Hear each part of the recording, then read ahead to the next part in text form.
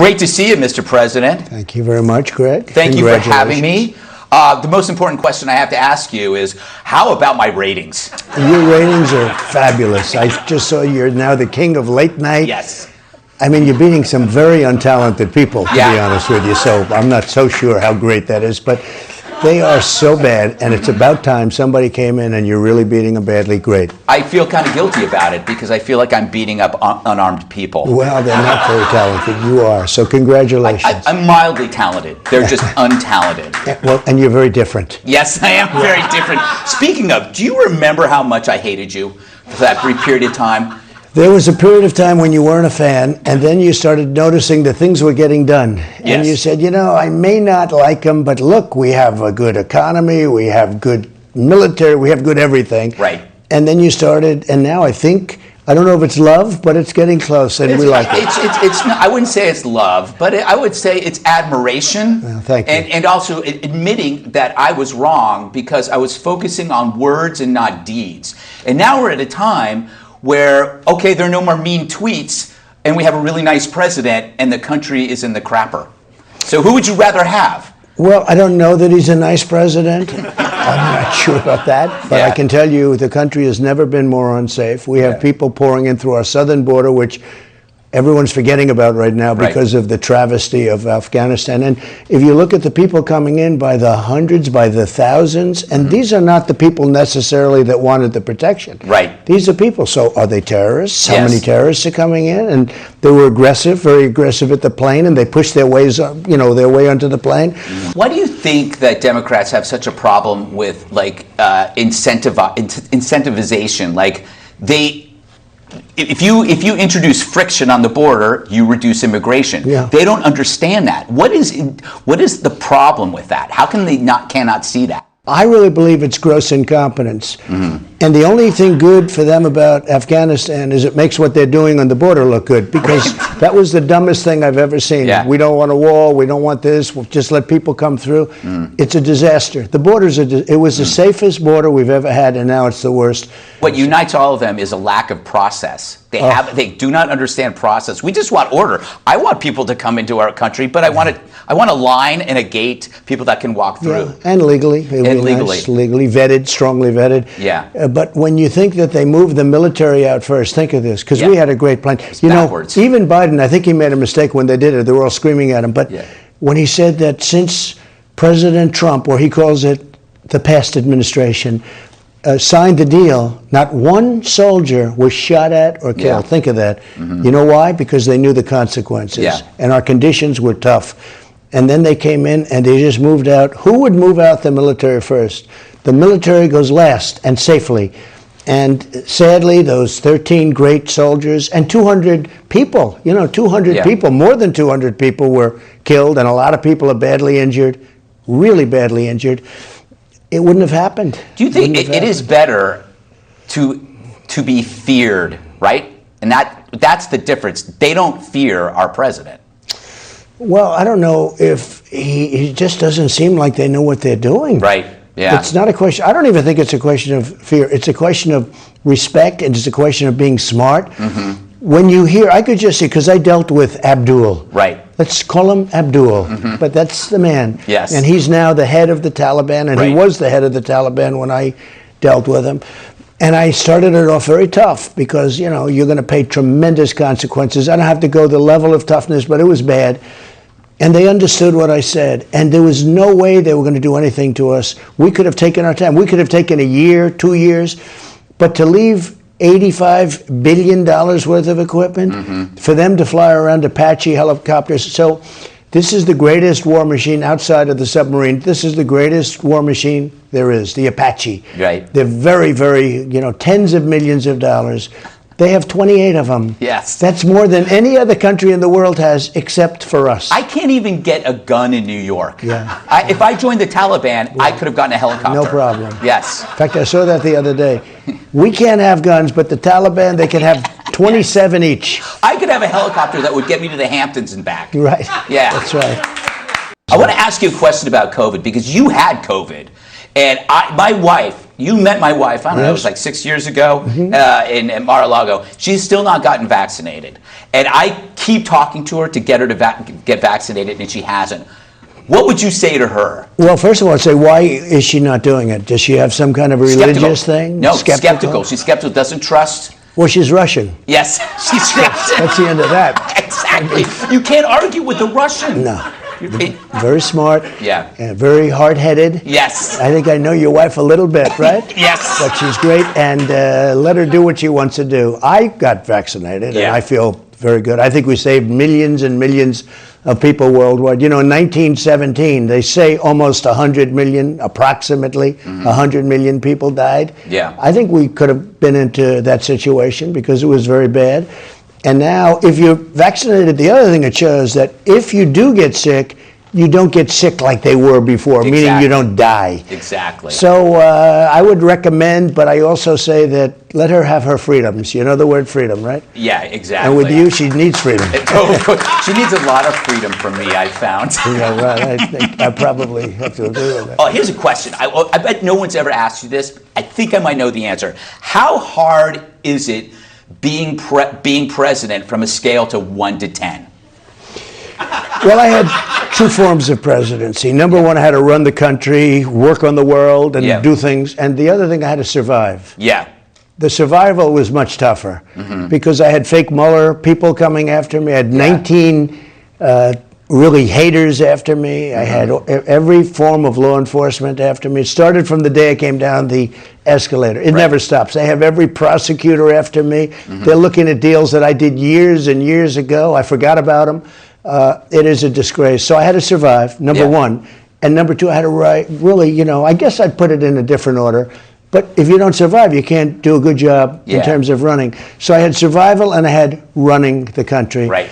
And I would say the survival was actually much tougher, running the country. Somebody said, what was the toughest president? A friend of mine, very, very successful guy, used to call me Don, Donnie, Donald. Now he said, Mr. President, you know, you lose all your friends because you're president. They're all afraid to talk to you, okay? Mr. President, could I ask you one question? What's the toughest, who was the toughest to deal with? Was it China?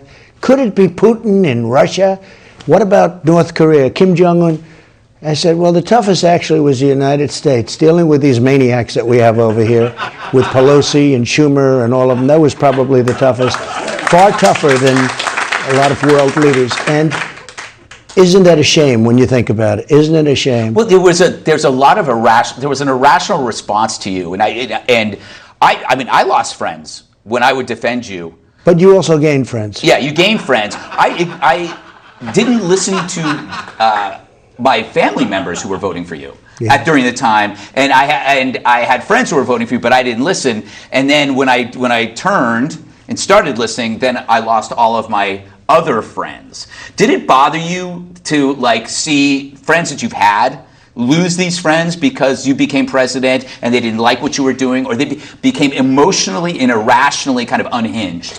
Trump delusional. Sure, right. Trump derangement syndrome. They call him a lot of things, but derangement syndrome seems, and there is something like that. Yeah. I mean, it's crazy. And why would they do that? We rebuilt the military. We took care of everything. We came up, whether you say vaccines or helping people medically, right to try, where they were able to try somebody dying, and we have drugs that might work and you couldn't use them. None of that mattered because it was an emotional response. Taxes, by the way, regulations, the largest tax cut in history, largest regulation cut by far in history, all records. But why did people respond emotionally to you rather than rationally? It must be my personality. That's what I can think. I mean, we did a great job.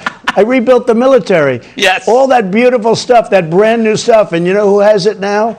Yeah. Huh? The Taliban. Taliban. I built it for the Taliban. Exactly. It wasn't supposed to happen. And now we see these beautiful, perfect, brand new rifles, and these guys are carrying two. Yes. And they're wearing our uniforms. I know. And they're flying our helicopters. And it's a disgrace. You know what? We might have converted them because it's like Christmas to them. Yeah, well, it is Christmas. It is Christmas. They're still celebrating. Yes. Okay, so I told you about Abdul. So he's yeah. tough. And when I first spoke to him by phone, I said, nice to speak to you by phone, Abdul. And he goes, ah. They're ferocious people. Right. You know, like you go to Broadway shows, they fight. They like to fight. They've been fighting for about 1,000 years. How we I hate Broadway. By the way, I say that you do. I like it, actually. You know, it's very interesting, and I've been saying it for a long time. Our country, the worst decision ever made was going into the quicksand, which is called the Middle East. Right. $2 trillion and millions of lives, because I like to count both sides, okay? Right. Millions of lives, and the place has been obliterated. Mm-hmm. And it's more dangerous now, if you think about it. I had them in check. I wiped out ISIS. You know who I took out? I took out the leaders, the biggest people, bigger than anybody. Nobody even believes what I did. And in a few months, it can all be dissipated. Got to ask you about Hunter Biden's new profession. Have you seen any of his paintings? No, I haven't seen them. I've seen, I guess, some newspaper shots of them. Could you imagine if that was your Don son? Jr.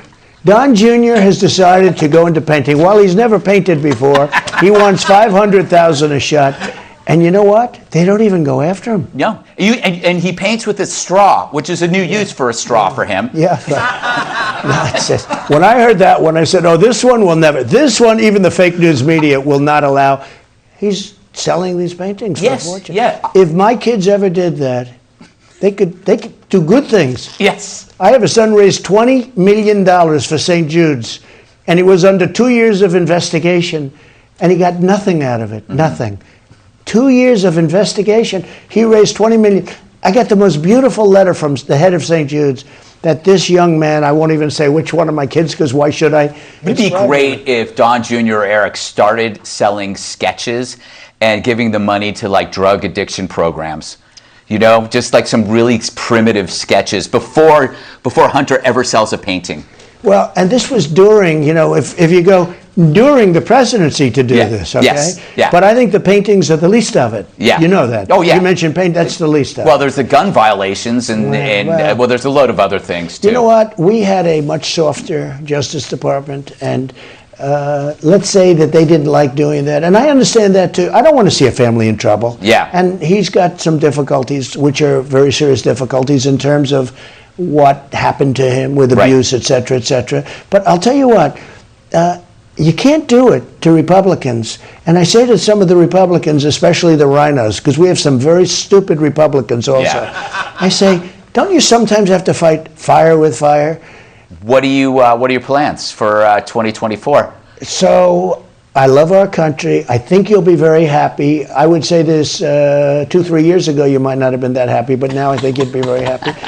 I think especially when you see what's happening, you'll be happy. Now, I'll make a decision in the not too distant future, but I love our country, and I think a lot of people are going to be very happy. And if you look at the poll numbers, I certainly like that, because it's we got one the other day, 98% approval rating in the Republican Party. Mm-hmm. Reagan had 87. We have a 98% approval rating, and that makes me feel good. It makes me feel appreciated, not like a guy like you that could be critical. In the past, only in the past. All right, so I have to ask you: do you miss Twitter at all? Do you tweet in your head, like because you're not on there anymore? Well, you know, a lot of people think Twitter was bad for me. I disagree. I think it was good for me. Twitter's become a very boring place. As I understand, I don't want to be like bragging or anything, but people are saying it's become very boring. No, you made that. You made the site.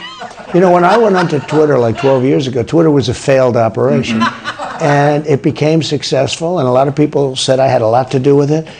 When they took me off, I had way over 100 million people. Mm-hmm. And then if you add Facebook and everything else, it's over 200 million people. That's a lot. You go from 200 million people to nothing overnight. What I do now is I have Save America, and I release things, and I'm getting tremendous play. And we're suing Twitter, Facebook, Google. We're suing them all. A class action suit. Anybody wants to join, please join. Feel free. But we're suing them, and I think it's a great lawsuit. These people are sick. Mm-hmm. You know, Zuckerberg used to come, you know, the lock boxes, which I call the unlock boxes, because they unlock. So the unlock boxes all over the place. But he used to come to the White House to kiss my ass. And I'd say, oh, that's nice. I have the head of Facebook coming with his lovely wife. And they'd come and they'd have dinner with me in the White House. And then you see what they do about me and about Republicans, and it's just sort of crazy. But that's the way the world works. When you are watching how the media treats Joe Biden, this is such an obvious question, but it's worth bringing up. There's always a game that we play on the 5. It's like, imagine if it's Trump. If you look at the certain things that, like Joe Biden leaving behind Afghan translators. Yeah. If it were you, you would be called a racist, correct? Because they're and they'd be impeaching me. They would be impeaching you for many different. And now you have this phone call, right? This phone call that he made to the Afghan president, asking him to lie. Yeah. Right. So that is not a perfect phone call. No, that is not. My call was a perfect call. So how does the psychology of this work? How do they square that in their head, knowing what they did before? And I'm talking about the media. You know, my call, when I heard there was we sent it to the Justice Department. Yeah. These guys, I didn't know who they were. They were a certain division. And they called back and they said, we've read this transcript 3 or 4 times. What exactly are you looking for? You know, these are guys that are looking at drug deals and all sorts of bad stuff. They're going, what is it you are looking for? They couldn't figure it out. It was a perfect call. When you watch this call, this was not a good call. No. This was not a good call. No, he was asking him to lie in order to make it look better. Maybe to make himself look better or politically whatever. But it was like... But I've been calling Ghani a crook for a long time. And he left with how much money? He walked away with $200 million. Yeah. In fact, he couldn't get it all into the helicopter. They left a lot of it on the runway. Do you think some people at the airport were happy? It just kills me. And you don't even hear that story. You don't even hear that story. No, you don't. And you don't hear that much about Afghanistan anymore. You know, I watch the evening news, and they talk about everything they can, but they don't like to talk about Afghanistan. When they see that Antifa is not prosecuted, and they kill people in Portland and Seattle and all these other places, they take over a large portion of Seattle. Yeah. People die. They walk in and beat the hell out of the store owners, and they take it over. And if I didn't send in, I was getting ready to send in the National Guard and maybe the military. And they heard that, and all of a sudden they left. It's an amazing thing. Same thing in Minnesota. When mostly peaceful. Always peaceful. You ever see peaceful? How about the Summer of Love, they called it. How about the CNN reporter saying, this is a peaceful protest, and then you look behind him, the entire city is burning down. Did you ever see that? No, it's classic. This is peaceful, and we appreciate the peace, and rocks are being thrown at the guy. It is so. And they deny the rising crime that's going on because of the defunding of the police ideology and the demoralization of the cops, and none of the networks are covering it except for Fox. They don't prosecute murderers, killers. A guy killed an old woman, a grandmother, the other day. They don't even talk about it. They only go after Republicans. It's true. The prosecutors. They only go after Republicans. What people are getting away with in New York, what they're getting away with in Chicago. I mean, look at Chicago, where they say 113 people were shot at and 28 died. Yeah. That's worse than Afghanistan was. Yeah. We didn't have that. We didn't lose, I told you, a soldier in many, many months. And here they have 28 people died over a weekend. Yeah. It's a disgrace what's going on. Yeah, Taliban has finally made Afghanistan as dangerous as Chicago. One problem with you running for president again is that you're going to save CNN. You are aware of that. That's a problem. Yes, it is a problem. I'm very proud of what I've done for them. You know, they're down 81%. Now, I don't know, maybe lately with all of this crazy things that are happening, but maybe not, because they don't like to cover Afghanistan. Right. And, you know, they're torn. Yeah. Because if they cover it, they'll get higher ratings, but they don't want to cover it because it's bad for the radical left Democrats. Right. And they're doing that to protect some of the most incompetent people in the history of politics in terms of office. They're good at getting there. Once they get there, everything turns sour. I won't use the same word I used in Alabama at the rally. But woke. Everything turns bad. What, you know, was the woke a response to you? Because you had the politically correct. You come in, you point out how screwed up the politically correct is, and then there's just something worse, more pernicious, which is this woke movement, which is basically saying that America is endemically racist. I don't know. Even the women's soccer team, the woman with the purple hair, she wasn't a fan of mine. She said negative things, and then she lost. Yes. Because woke means you're a loser. Right. Everybody ultimately loses with woke. And I'll tell you, I'm watching parents in Virginia and parents, they're tired of it. Finally they don't getting want it. They're finally getting it. Yeah. The school boards, they're throwing these maniacs out, and it's been great to watch. Yeah, because it infiltrates. It used to be in campuses. Now it's in high schools. Critical race theory being taught in grade schools and stuff. And now parents are finally engaged in showing up, and that's kind of new, don't you think? It's I new. ended it in the military. Yeah. But as soon as they came in, they put it back Yeah. in. Well, we had guys got paid $444,000 to teach critical race theory and wokeism. Okay. To teach it. Right. I said, boy, they're highly paid. First I said they're highly paid. Then I said, wait, much more importantly, they're teaching this stuff. Right. And, look, Millie never talked to me about that. I knew military. Yeah. I knew him from the military. He never was like that. Yeah. And he changed because ultimately he was a politician. And I guess he figured he was going to do better with the current people. And isn't that the worst kind of a general? Do you think Joe's going to last the first term? And do you think Kamala Harris is going to be stepping in? I don't know. It's probably not appropriate for me to comment on that. But I don't know. I think that when I see a man say a few words, not necessarily well, and then turn around and walk away.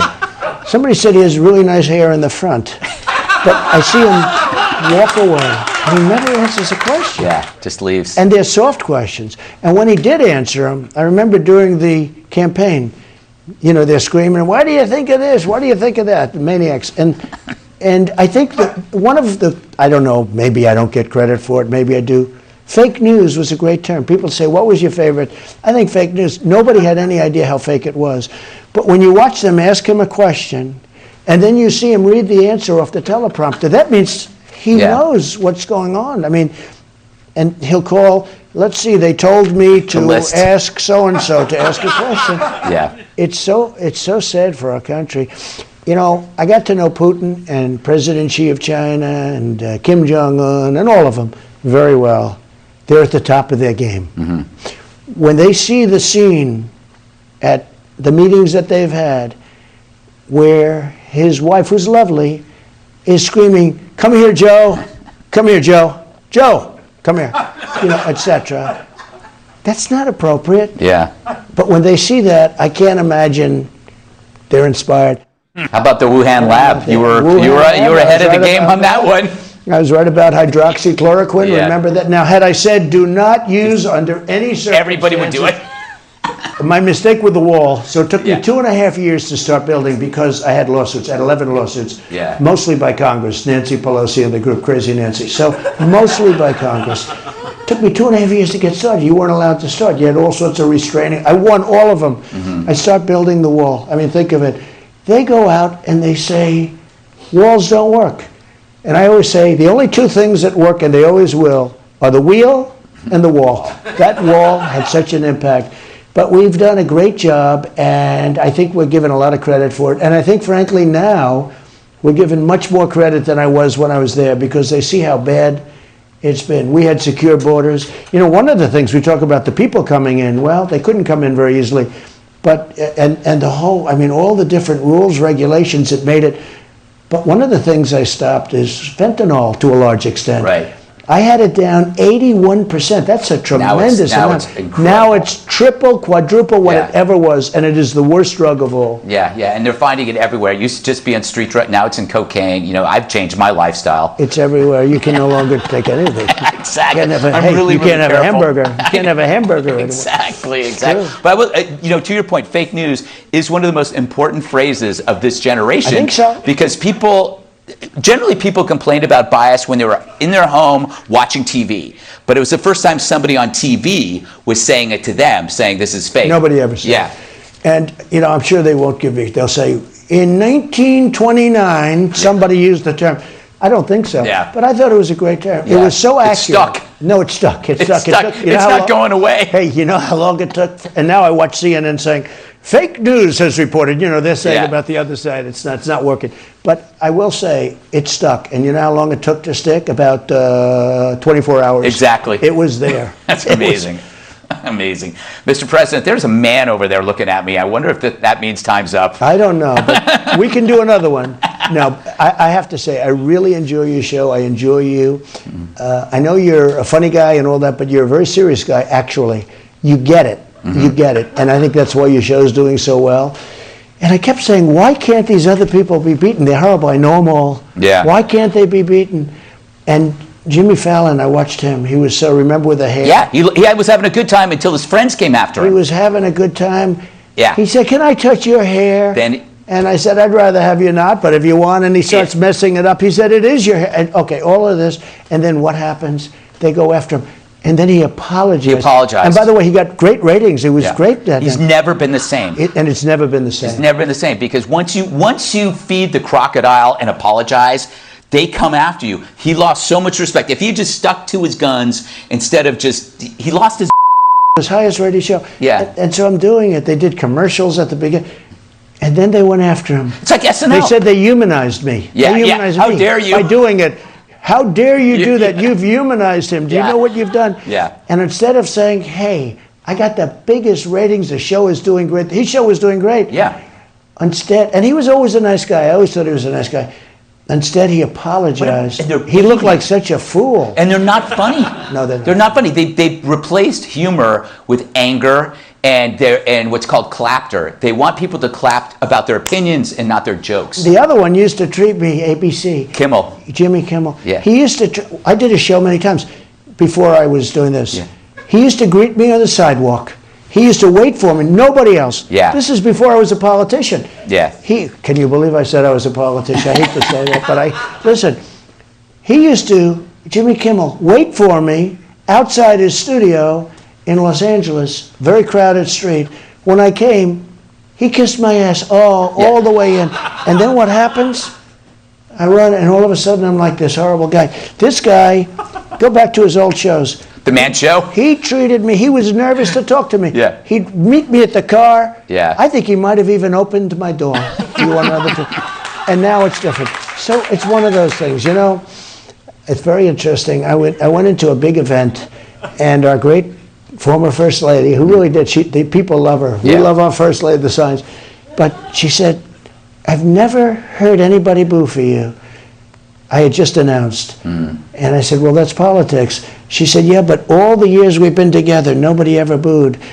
And now there were some people cheering like crazy and some people booing. Right. I said, well, that's what happens when you go into politics. It is true. Yeah. But people pick sides. Those late night guys are terrible. And you have done the country such a service by gobbling up those ratings that I congratulate you. You've done a great thing. Well, thank you, Mr. President. That means a lot. And thank you for doing this interview. Well, this has been a blast. It's been a lot of fun. We'll do it again.